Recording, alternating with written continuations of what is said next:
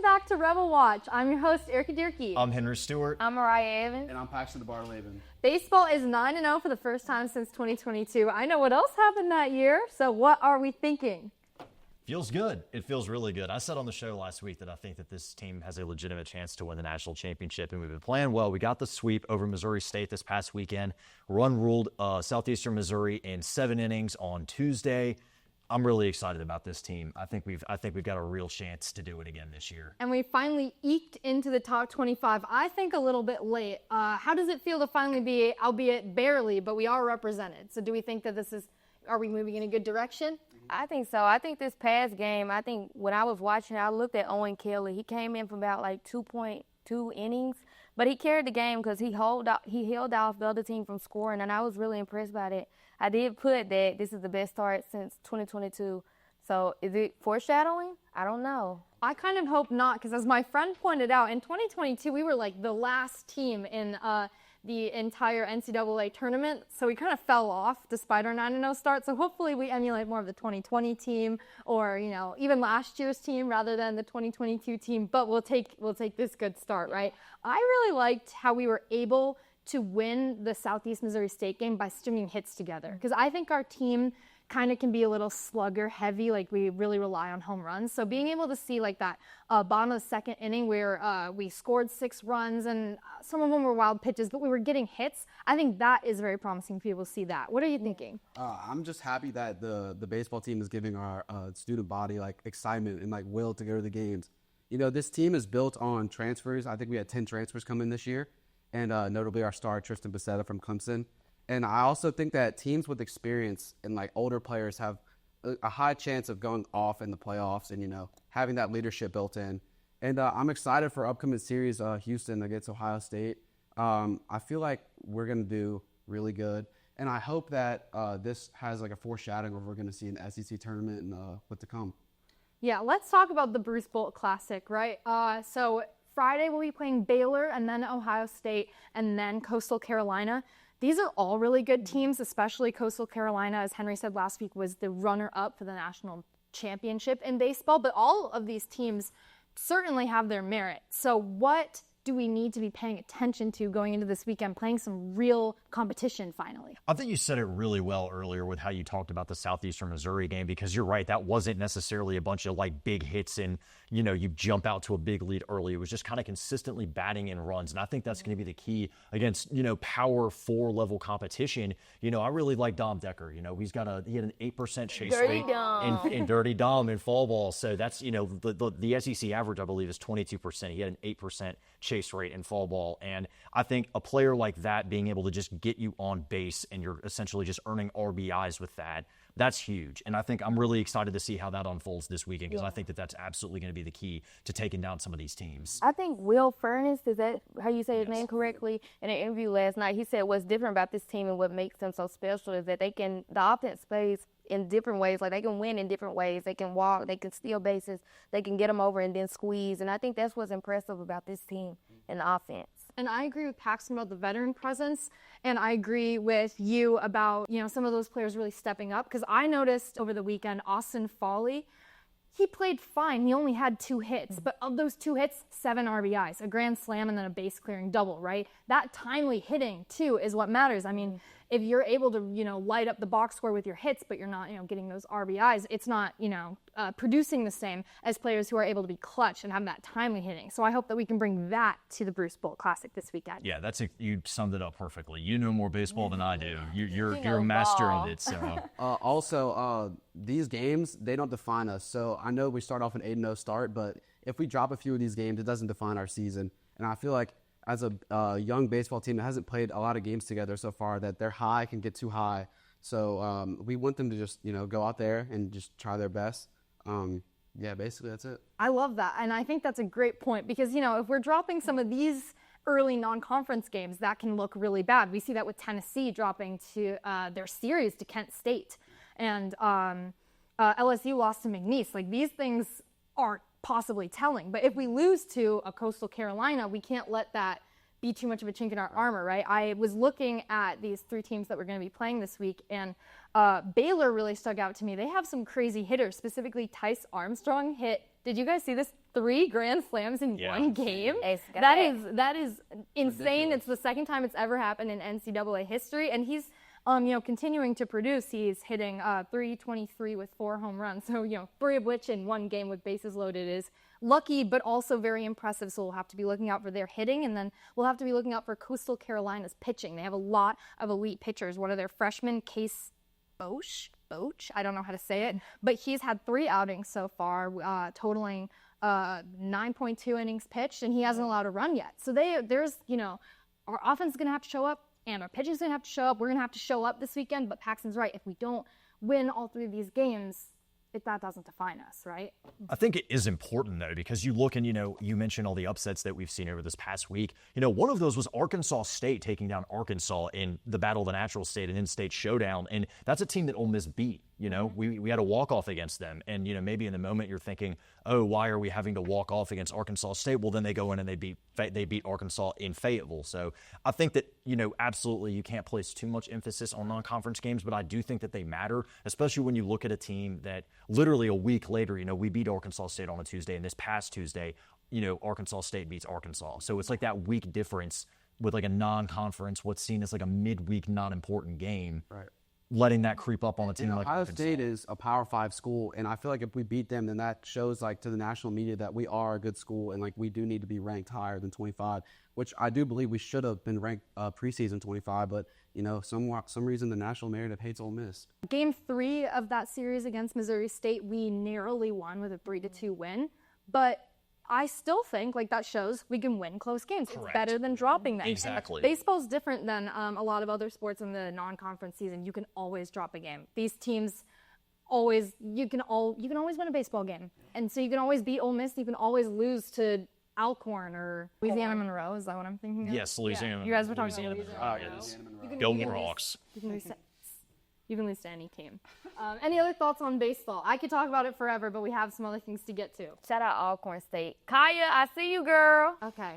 After the break, we are going to talk about basketball, and we're going to be a little bit less elated. There was, quite a nail-biter double overtime game against LSU, and it did not go how we wanted it to. So we'll get to that right after the break. It's that time of the year again, fellas. When the mornings are hot, the afternoons are hotter, and football is on its way back. Now, games is won by the battles fought in August.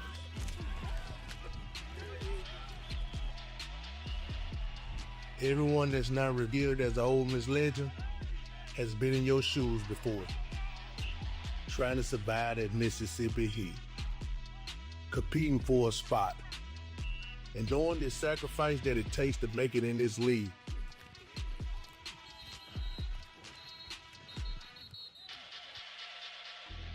You go into this money collection of men from 100 different places. And if you work, you emerge from it as one team with one goal and one heartbeat. The SEC awaits you. And if they don't know who you are now, they will soon.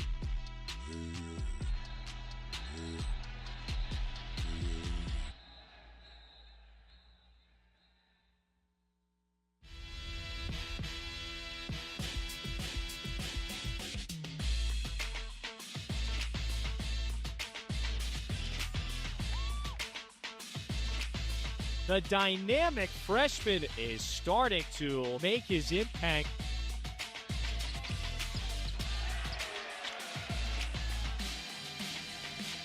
Dagger with the shot clock down to 1.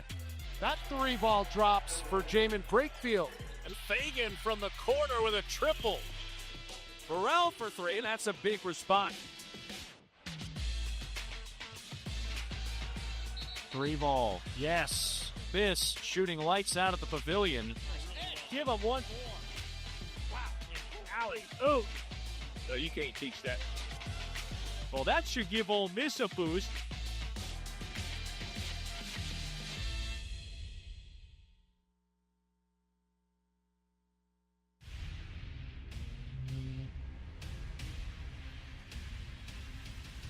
Ole Miss 18th NCAA tournament appearance. This is fun, folks, as Baker's peeling it. Little heat check. Snow Collins for three. Bring it up. Said, I love Madison Sky. Ole Miss Rebels are having a lot of fun, and you could see why.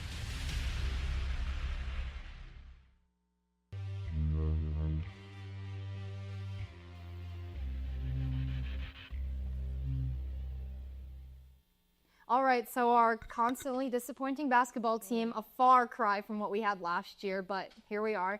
Lost to Florida as predicted, best team in the SEC, but then also lost the only game that I think we had circled on our calendars that we could win for the rest of this year. So what is there to take away from this devastating LSU double overtime loss? Okay, first of all, we're now the worst team in the SEC with a whopping 3-12 record. Ugh. I mean, we had an utter collapse last night against LSU, losing double overtime. We allowed Max McKinnon to score a season-high 34 points, and we got outscored 24-17 in overtime. I mean, my take on double overtime games, you're going to run out of gas at some point, but you're at home against a rival who's been talking mess on social media the past, since December, since Lane Kiffin left, January? It just makes me infuriated that this team can't even win one of the easiest games on the schedule against a terrible basketball program in LSU. I just want to call out all LSU fans in general. We don't like you at all, by the way. You having heads of Lane Kiffin at our basketball games. At the women's game, they had heads of him, like, just straight up mocking us. Like, we're the better team. We don't care. Just mind your own business, bro, at this point. Also, Chris Beard said in a post-game interview that good times are ahead in the near future. So I don't know what that means about his job security if he's going to stay in Oxford. But I'm lost for words at this point. Yeah, lost for words is the best way I can kind of sum this up. We had an 8-point lead with 6.5 minutes to go, and we scored 6 points. It was 82-82 at the end of regulation. We were up by 8 and scored only 6 points in 6.5 minutes of basketball. It's ridiculous. That's unbelievable. That wouldn't. Me playing church ball basketball in middle school, in elementary school, that was not happening. I'm truly speechless. Y'all know me. I love to talk. I have a lot to say. I'm opinionated. I'm truly at a loss for words. I don't know what to say. And Paxton, you're 100% right. I can't stand LSU. I can't think of a more classless university. I can't think of a more trashy state than Louisiana as a whole. Jeff Landry, you spend all your state's resources on athletics, and you're not even that good. You've got to pay Brian Kelly God knows how much money. You're now paying Lane Kiffin God knows how much money, and you're paying for a mediocre basketball program. Your state is a dump. Put some money into public infrastructure, healthcare, education, stuff like that. Quit worrying about LSU. You've got bigger fish to fry. So I think it's just ridiculous that Louisianans, I guess you don't have anything better to do than chirp us on social media. But it's insane. It's ridiculous. Okay, my Louisianans, I do love bounce music, so I'm still going to say that. Too. I love Big Frida. That's the only thing Okay, Facts. but for basketball, you haven't won a game since January 17. That got to be depressing showing up as a player. Like, I know these basketball players, they want to go out there. And the thing is about last night, it wasn't a blowout loss. It wasn't nothing like that. You scored 99 points, and you still lost the game. And players had double-digit numbers, and I think that's probably even what hurts most. And when you're going into Auburn this Saturday, you're going to show up and you're going to be like, I put 99 points on the other day, and now I still got to go play Auburn, who's known for basketball. And I think that's just going to really – I don't think we win that game. No. So I actually read a really good article by Nate Donahue with the Daily Mississippian about what went wrong with basketball this year. Shout out to the Daily Mississippian and to Nate Donahue. I think it was a really good article. I'll link it. I'll tag Nate or whatever. I think you should give it a read. We all should. And his big kind of like takeaway, his opinion, what he got from this season is that we don't have any star power. We don't have a consistent offensive identity, and we lack athleticism and flash even. And I just thought that was really interesting. He talks about how we lose elite playmakers. He talks about how we have limited scoring options, where we have a misleading depth. We have like 13 guys in the rotation sometimes, and that means like people aren't getting valuable minutes. They're not able to come through like Malik Dia was last year, Matt Morrell was last year. We're kind of just like cycling these guys in and out, and we're not, establishing a core team like we were when we were a Sweet 16 team. So I'll make sure to link that article. I think it was really great. Any other thoughts about basketball? Yeah, let me add on to that. Yeah. This team has what my old coach in high school called front runners. They're people that when times are good, they're enthusiastic on social media, on TikTok Live, just going crazy in the locker room. We have Malik Dia, who y'all know that I don't like at all. I feel like he's a shot chucker and just he doesn't even run the offense. Like, he's had a few good games, but we've lost, so it doesn't even matter. Ilias Carmodine, another front runner. AJ Storr is a front runner. These guys they don't know how to play basketball, especially they don't know how to play basketball together. And it's going to be a rough season for them in the transfer portal this coming cycle. Malik Dia, I actually do like him. I mean, he done had double digits in 4 games. I mean, double digits in 4 games. Doesn't matter if you don't win. Like Malik Dia. But, okay, he cannot carry despite the fact all the team losses, you got me speechless now. Despite the fact that the team keep losing, that doesn't mean that that's all on him. You can't put this team offense can't get a rhythm. They can't. I mean, we could play a bit Frida right now, and they wouldn't even know how to dance. They can't get in a rhythm. I mean, it's just getting real sad. If you're preseason ranked as a player, you need to, like be good. I'm sorry. Okay, so that's like saying Golden State could be right now ranked number 6 preseason, go in there and become number 13, whatever. You can't. Preseason doesn't mean crap to me. I'm gonna be honest. Curry on their team. This is preseason does not mean crap to me because you know what? That's preseason. We don't even know what they look like out there. And so I'm saying Malik Dia is not all on him. That's like putting the iron team. It's not all on him. But in basketball, you kind of, that's of all the sports, the one you do put the iron team. Like, that's the one where you're able to, come forward as he did it last year. I mean, a lot of players did it last year. There was a lot more gel. There was a lot more chemistry. And that's how we were able to win those games. But if there was ever a sport where a preseason ranked player could, come out and be a leader and get those points and at least bring us closer to some wins, it would be basketball. So it is disappointing to see that no one's able to do that. But a lot of it is going to be coaching and gelling, and they just don't have that. And I read Nate Donahue's article and listen to Henry Stuart talk about why we don't have that, but we just don't. Yeah, I mean, we don't, and it's ego. It's all ego. Yeah. You're at Paxton, you're 100% right. Like they're front runners, And I think you do have to put a lot of the blame at the feet of Malik Dia because he was looked to be the mentor and the anchor of this team, and he hasn't done that. He's regressed. He was taking questionable shots last season, and we let it slide because we went to the Sweet 16, and we had other guys that could make up in his absence. We don't have anybody that can do that this year. That's why he was coming off the bench for a considerable stretch of SEC play. He hasn't been himself, and he's regressed, and it's unfortunate to say that. I had a class with him. He was in my geology lab this past semester. He's a nice guy. He's a hard worker, but that doesn't take away from the fact that he is regressed as a basketball player this season. He was supposed to be the leader and the voice of this team, and he hasn't done that at all. I think Chris Beard placed a lot of emphasis and expectation on him to be able to kind of hold the team together in the locker room and kind of step up as a Matt Morrell, Juju Murray, Sean Padula type of player, and he just hasn't done that, and there's nothing wrong with that. Not everyone can be those kinds of players. That's what makes them so special, but you have to place this on Malik Dia because he hasn't been able to do that and had an opportunity to do that. I got one more thing. It seems like every game for Ole Miss at this point, we have a new starting lineup. And as a basketball team, it messes with your ego. It messes with chemistry. It messes with everything. So there's guys that have started this year that are getting DNPs at this point. So, I don't understand what Chris Beard, is doing. I think he's trying to find the best possible combination in the lineup. But, these players, I don't even know if they're bought into the system at this point. I feel like they're just trying to stimulate it into the season. Well, too bad we're not on the coaching stuff because obviously we could have it figured out. But after the break, and Henry doesn't know this yet, but we're going to keep talking about basketball and quiz Henry on some NCAA basketball. So that will be a very fun and exciting challenge for him. Yay! After the break, we'll see you in a second. My passion is journalism. Here at the University of Mississippi, we produce a nightly half-hour newscast, broadcasting regionally on cable and globally on the World Wide Web. It's the kind of experience that is preparing me to walk into any news station in the country with the skills and abilities I need to succeed. So it's not just preparing me for the real world, it is the real world.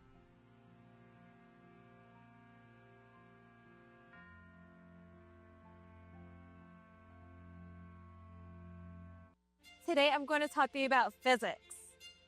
Come on in, girls. Let's go. This is the first rocket to get humans to Mars. Really tall. I'm a rocket structural engineer designing and building parts of the rocket. You are the generation that will be stepping foot on Mars. Do I have a group of astronauts on my hands? Yes. You can become a rocket scientist or whatever else you want to be. These are more than just the sounds of a safe place to go after school. These are the sounds of interest being ignited and of mentors making an impact. At Boys and Girls Clubs, we don't do just one thing. We do whatever it takes to meet the needs of every kid who comes through those doors. Because whatever it takes is what it takes to build great futures. Great futures start here.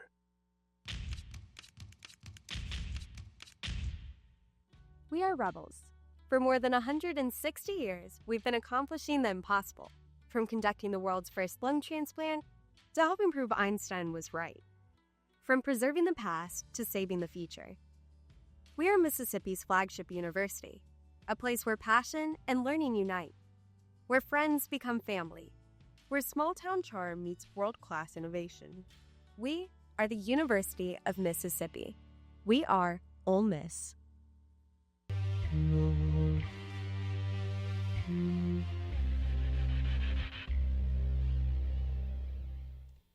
All right, I've just informed Henry that he's being pop quizzed because he is our, what did someone say? Our ball knowledge prophet, I think. Knower. Yeah, our ball knower. Yeah. So, Henry, I want you, starting with last year, the March Madness national champions from 2025 and going until you can't anymore whenever you're ready. Florida, UConn, and then 2022. Yeah, I'm trying to think. That was my sophomore year of high school. Who won it? Kansas won it that year, and then Baylor won it the year before that. There was no tournament in 2020. There was 2019 was Virginia. Year before that was Villanova. Year before that was Carolina. Year before that was Villanova. Year before that, that would be 2015. That would be Duke. Yep. And then the 2014, that would be UConn. Yep. 2013, Louisville, but that was vacated, so it doesn't count. Yeah. Rick Pitino, I don't care. You're a scumbag, and I hate Louisville. I'll never like Louisville. Was it Kentucky? Yep. Yeah, You did? Kentucky. Yeah, oh, God. Oh, yeah, duh. Yeah, jeez. Okay, 2011. They beat Butler. Duke. Yep, Duke. And then the year before, Carolina. Year before that was Memphis, or Kansas, excuse me. Kansas beat Memphis. Mario Chalmers fading away at the buzzer. D. Rose was on that team. Calipari. 2000, that was 2009. Now we are 2007. 2007. Wasn't Carolina. Wasn't Duke. Was it Kentucky? Mm-mm. Okay. Are you done? Are you tapping out? Who did they beat? They beat UCLA and Illinois. Think of the Bulls head coach. Or they beat Ohio State and UCLA. Chicago Bulls head coach in college. Who's even the Bulls head coach? Oh, Florida. Yeah. Duh. Billy Donovan. Billy Donovan. Yep. Yeah. Yep. Oh, Very God. close. Joakim Noah, Chandler Parsons, who stole 2005. so much money. Do you know? That was the year I was born. This was before I was even alive at this point, because that would have been April. 2005. Is that Syracuse? That was 2003. Yeah. And then I know that Arizona won. That was like 2002? All right, you're done. Yeah. But you did a good job. Good Yeah. job, Henry. Yay. First, I am going to introduce a new segment called What You May Have Missed at Ole Miss, where we go through really quickly some of the more niche sports just to make sure you're updated on all things Ole Miss. So really quick, if you missed softball, they beat Central Arkansas yesterday with a mercy rule win with homers from Taylor Roman. That thing was absolutely tattooed. Kennedy Bunker and Maddie George, now they're 12-5. Men's golf, they just had Daniel Tolf won SEC Freshman of the Week because he took an individual championship. Good for him. Women's golf is number 14. They just finished 8th at the Moon Golf Invitational, which doesn't seem that good, but there were 12 top 25 teams in that tournament, so they did a really good job. Men's tennis started the season with 12 consecutive team wins, but they fell in their first 2 conference matches, but they were both against ranked opponents, and they'll be hosting a home matchup against Arkansas soon. Women's tennis, they just upset number 4 LSU, which we love on this show, right? Ichino Horikawa clinched the match. She also won SEC Freshman of the Week for women's tennis. They face number 1 Georgia today. Track men are currently ranked 12. Women's track's ranked 25, according to the USTFCCCA rating index. Women's basketball, as we maybe kind of alluded to, they just dropped 2 very highly ranked matchups, granted highly ranked to LSU and South Carolina. They're playing their final road regular season game like right now or today against Florida. And Rifle made the NCAA tournament the 6th season in a row. Good job, Congratulations, guys. All right, and then our other news segment that all of us will be participating in is Rebel Watch's Rebels to Watch, where we talk about players who have been hot in the last week. So, Paxton, why don't you go first and tell us what Rebel you think that we should be watching? My Rebel for this week is women's star Cody McMahon, who's led the Lady Rebels to a hot 21-8 start. I know we just lost the last 2 games, but those are 2 outliers because those are 2 great programs. I think currently the Rebels are a projected 4 and 5 seed in the tournament, which is very good for us. I think we have great odds to go far, maybe Sweet 16, Elite 8, give or take. Cody's averaging 20 points, 6 rebounds, and 4 assists, and I think this just gives us, our fan base some excitement going forward. Our men's basketball team is hot dog water, but, I think I'm excited to watch these girls keep playing. Shout out to Henry Stuart. I know he's going to be covering the women's in the tournament. Also, I'm really proud of Coach Yo for calling out national media, ESPN, Stephen A. Smith, getting him down to Oxford, getting some enthusiasm in the pavilion, because we haven't had that at all this year, to be honest with you. And I think this will put Ole Miss on the map, for sports going forward. Who's your Rebel to watch? Maddie George, freshman for the softball team. I think everybody's sleeping on the softball team right now. Wake up. She currently leading the team in home runs and batting this year early. I mean, it's early in the season, and she already has 2 home runs, and she's a freshman, so I think everybody needs to tune in and watch her. Oh, I'll go. My Rebel to watch is baseball, my favorite sport. Colin Reuter. This is his second year on Ole Miss. He transferred from BYU originally, but he's from Olive Branch, Mississippi. And he had some playing time last year, but he's really come forward as a very productive member of our team this year. He even caught. He was catcher in the midweek game against Southeast Missouri State. So it's really good to have, such a player with many facets. What I love about him is in the last 4 games since our last show, he didn't hit any home runs, but he had 5 doubles. He went 7 for 15. That's a 466 batting average. I can't do that math. It's a 466 batting average. He has a 470 on base percentage, 800 slugging, and a 1.271 OPS since our last show. And he had a hit in every single game. So he's continuing to produce. He's doing it behind the plate. He's doing it at the plate. He's a great player, someone to definitely keep watching out for as he continues to break into the scene. Also a baseball player for the Rebels, infielder Judd Utermark. Shout out Charlotte, North Carolina. Hey, Charlotte Christian, but go Knights. He's been playing phenomenally so far, especially hitting the ball. He's got 3 home runs over the last 4 games. He's had a hit, and at least he's had 4 hits over the last 4 games. 4 runs batted in. He's batting .355 on the season. He's also been hit by 2 pitches, which happened on Tuesday against Southeastern Missouri. So shout out to Judd for sticking tough and taking 2 pitches to the body. So he's also been playing really solid there at second base. So shout out to Judd Utermark. Third base. Thank you. You're good. Another thing to watch for Judd Utermark is he's 1 homer away from being top 10 all time for the Ole Miss franchise, or Ole Miss school. What do you say? Franchise. School record.